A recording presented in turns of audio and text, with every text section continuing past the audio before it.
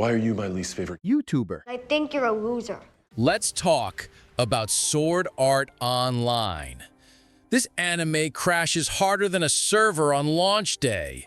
People act like it's the best show out there, but they couldn't be more wrong. Sword Art Online is nothing but bad writing, flat characters, and wasted potential. Furthermore, the so-called epic fights are dull and lifeless. I've seen more tension in a laggy RuneScape duel between two noobs than in all of Sword Art Online combined. The game design in every single fictional MMO in the Sword Art Online universe is a total joke. It's painfully obvious the author didn't bother doing any research and has zero clue what makes MMO games actually fun or believable. The mechanics are all over the place. The rules don't make sense, and it feels like he just threw random buzzwords together without caring how it fits. It's embarrassing how little effort went into creating these worlds. Like someone who's never played a real MMO tried to wing it and failed spectacularly. The Sword Art Online fan base is even worse. They're so delusional that they genuinely believe this dumpster fire is the greatest thing ever made. They'll defend every terrible plot hole and boring character like it's some kind of masterpiece. It's honestly embarrassing watching people hype up a series that can't even get the basics right. They're living in some fantasy world where Sword Art Online is flawless, but in reality, it's just a hot mess that doesn't deserve the praise it gets. Skip Sword Art Online. Don't waste your time on this overrated trash. Instead, spend your time watching stuff that's actually good. If you're looking for an awesome show to watch, check out Peacemaker. It's hilarious and packed with sharp, smart writing. The characters are well-developed and actually interesting, and the whole show is seriously entertaining from start to finish. John Cena absolutely nails his role as the title character. He doesn't just do a decent job, he delivers an excellent performance that feels spot on for Peacemaker's wild, unpredictable personality. Honestly, he was the perfect choice for the part. His mix of humor, intensity, and unexpected depth brings the character to life in a way no one else could have pulled off. Since Peacemaker isn't as famous or widely recognized as many other DC characters, the show does a fantastic job of digging into his backstory and really developing his character. Instead of relying on the usual superhero cliches, it takes the time to explore his flaws, motivations, and what shaped him into who he is. This deeper character work makes the story way more engaging and gives viewers something fresh and unexpected to connect with. It's a great change of pace from the typical superhero fare. The other characters in Peacemaker are awesome too. Each one brings something unique to the table, whether it's humor, heart, or serious drama. They're well written and feel real, not just sidekicks or filler. Their interactions with Peacemaker had a lot of depth and make the whole show way more entertaining and balanced. The plot of Peacemaker is really interesting too. It takes twists and turns you don't see coming, and in the best way possible. Just when you think you know where it's going, it throws something new at you that keeps you hooked and wanting more. It's totally unexpected and fresh, which makes the whole show way more exciting to watch. There are plenty of references and Easter eggs to other DC Comics characters throughout the show, which really makes it feel like Peacemaker's part of a bigger, interconnected universe. It's not just some random throwaway side story you can easily skip. This show actually matters.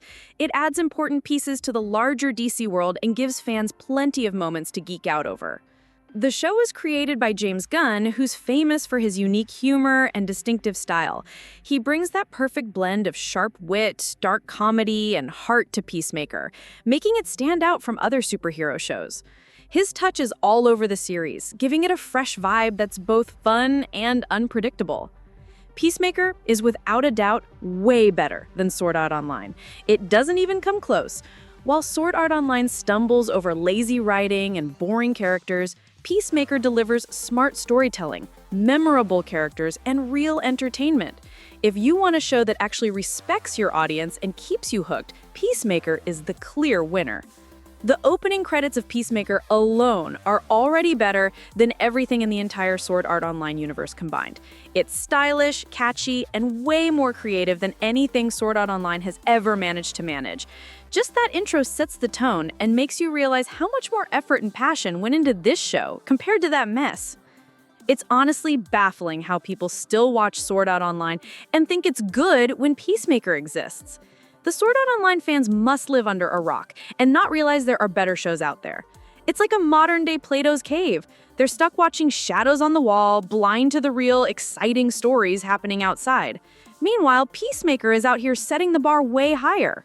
If you're still stuck watching Sword Art Online, it's time to grow up and see the world for what it really is. Get some better taste, and you'll quickly realize you've been worshiping a glorified mess disguised as a masterpiece. There's way better stuff out there. Shows that actually respect your time and intelligence. Now, let's switch gears and check out some other movies starring John Cena. It's funny how this trailer censors itself. Pretty hilarious moment here. John Cena is actually a great comedy actor. He definitely did a good job transitioning from a wrestler to an actor. Pretty hilarious moment here. I'm sure that everyone watching thought that was, something else that, vibrates. Ike Barinholtz is pretty hilarious. I'm sure he's going to do a good job in this movie because he has a lot of experience doing comedy movies. Nice Pitch Perfect poster here. Universal Pictures distributed that movie and it's also distributing this movie. That's some nice cross promotion. Also, the writer of all three Pitch Perfect movies, Kate Cannon, is going to be directing this movie. It's actually her directorial debut, so that's definitely a very fitting poster. Pretty hilarious scene here. Once again, John Cena is very funny. Pretty hilarious conversation here. Nice Vin Diesel reference. Nice Fast and the Furious reference. The Fast and the Furious movies were also distributed by Universal Pictures, so that's definitely a very fitting reference. Awesome explosion scene here. Pretty hilarious moment here. It's funny how Lisa accidentally electrocuted herself. Pretty hilarious scene here. Apparently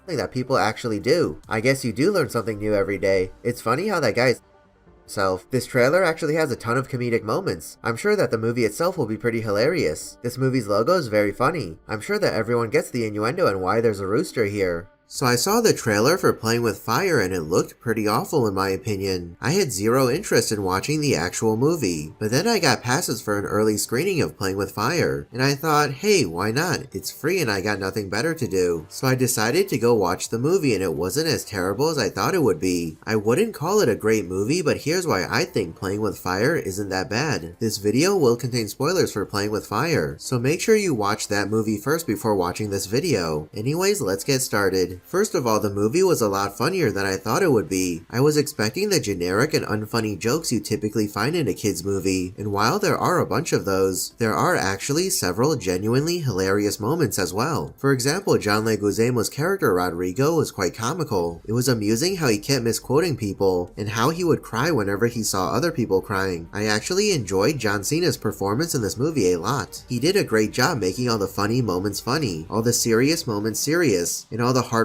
moments heartfelt. John Cena played his character Jake Soup Carson really well, and it's exactly how I imagined someone with that personality to act like. Moreover, the movie turned out to be very uplifting and emotionally pleasing, which is definitely a welcome surprise. I liked how the movie ended when Jake decided to adopt the three kids, instead of sending them to the Child Protective Services and possibly getting them split up. It was a predictable ending, but I still enjoyed it nonetheless, especially since Jake got everything he wanted, which was a promotion and a family. The kids in the movie weren't that bad either. Usually child actors are pretty horrible, but these kids were decent actors. They're not the best child actors I've ever seen in a movie, but they did a great job playing their parts and I have no complaints about their performances. Although I did find it a little strange how Brynn is actually played by a 23-year-old in real life. Rihanna Hildebrand, the same actress who plays Negasonic Teenage Warhead in the two Deadpool movies. However, she looked like a 12-year-old in the movie, not a 23-year-old, so I guess it fits the story. I do feel like Jake was way too forgiving of the kids. They scratched his truck, made a huge mess in the building, stole the keys, sunk his quad rover, and blatantly lied to him on several occasions. I was ready to see Jake tear the kids apart, but instead he immediately goes easy on them after finding out that they're orphans and their parents died 2 years ago. I don't think that was very realistic. If this was real life, Jake surely would have disciplined the kids a bit more. The pop culture references in the movie were also witty and humorous. I liked the moment when Will was trying to tell Alexa to play BTS, but he was actually just talking to a clock. I do think it was a huge missed opportunity how they played Fire by BTS, instead of Playing with Fire by Blackpink, because the movie is literally called Playing with Fire, and that would have been fitting, but I assume BTS is more popular so that's why they went with that. So yeah, that's my opinion on Playing with Fire. Like I said, it's not a great movie. In fact, I'll probably completely forget about it in a few weeks, but it was still enjoyable and amusing to watch even if it wasn't memorable. Well, that's it for this video. What did you think of Playing with Fire? Let me know your opinion in the comments below. Thanks for watching, I'll see you in the next video. video. Additionally, here are some other fantastic James Gunn movies you should check out. Superman reinvigorates the classic superhero story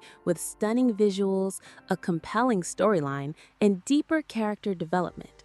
The Guardians of the Galaxy movies combine humor, heart, and high-energy action, following a lovable team of misfit heroes on epic space adventures. The Belko Experiment is a tense psychological thriller that keeps viewers on edge with a high-stakes social experiment in which office workers face morally complex challenges.